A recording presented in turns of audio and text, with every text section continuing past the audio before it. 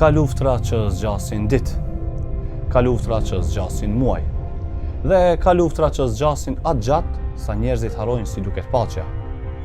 Kjo është historia e 1000 ditëve në Gaza. 1000 ditë bombardimesh, 1000 ditë humbje, 1000 ditë mbijetesë. Jo vetëm një luftë, por një realitet i ri. 7 tetor, gjithçka ndryshon. Mëngjesi 7 tetorit, një ditë që shënoi fillimin e një periudhe që do të ndryshonte jetën e miliona palestinezëve. Brenda pak orësh, lindja e mesme u fut në një kapitull të ri. Izraeli shpalli luftë.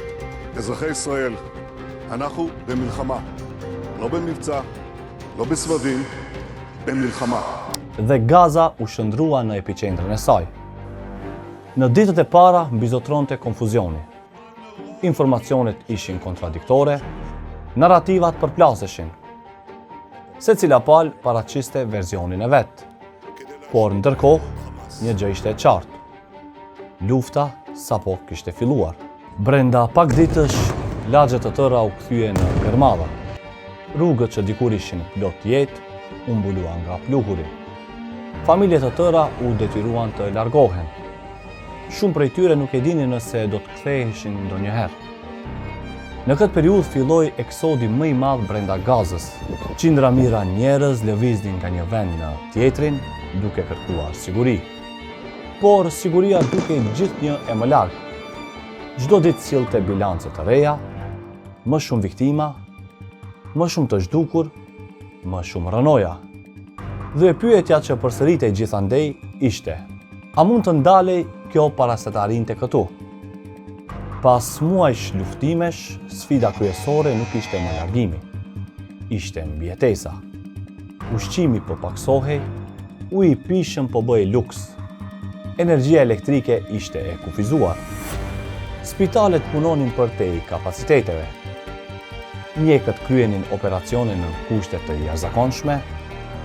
Për shumë familje, çdo ditë ishte një betejë më vete.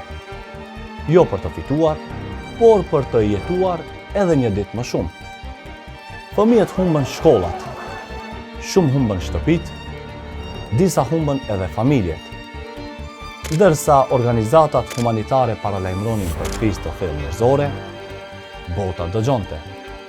Por lufta vazhdonte. Me kalimin e muajve, konflikti nuk mbeti vetëm në Gaza. Ai u bë debat global. Në kryeqytete të ndryshme u organizua protesta. Qeveri dhe organizata ndërkombëtare kërkuan armëpushim. Por pozicionet mbeten të ndara. Disa mbështetën të drejtën e Izraelit për siguri, të tjerë kërkuan ndalimin e menjëhershëm të operacioneve ushtarake.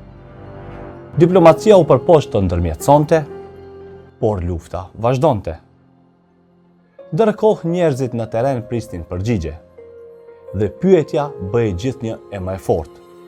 Nëse të gjithë duan paqe, pse lufta vazhdon? Kur lufta zgjat shumë, ndodh diçka e rrezikshme. Ajo bëhet normale. Titujt e lajmeve ndryshojnë, kamerat largohen. Bota kalon te kriza tjetër, por njerëzit mbeten. Fëmijë që nuk kanë njohur asgjë tjetër përveç luftës. Prindër që përpiqen të ruajnë normalitetin në një realitet që nuk është normal. Një brez i tërë po rritet mes traumës, mes humbjeve, mes pasigurisë. Dëmet nuk maten më vetëm me ndërtesa të shkatruara, por me plagë psikologjike që mund të zgjasin për dekada. Në ditën e 1000, lufta nuk është vetëm një konflikt. Është një krizë njerëzore që vazhdon. Pas 1000 ditësh, pyetja nuk është më kush fitoi. Pyetja është, çfarë humbi njerëzimi? Sa fëmijë humbën fëmijërinë? Sa familje humbën shtëpitë? Sa ëndra u varrosën në rënoja. Historia e Gazës nuk është vetëm histori e një vendi. Është histori e njerëzve dhe njerëzit nuk janë statistika. Ata kanë emra, kanë familje, kanë jetë. Ndoshta rreziku më i madh pas 11 ditësh nuk është vetë lufta, por fakti që bota mësohet me të.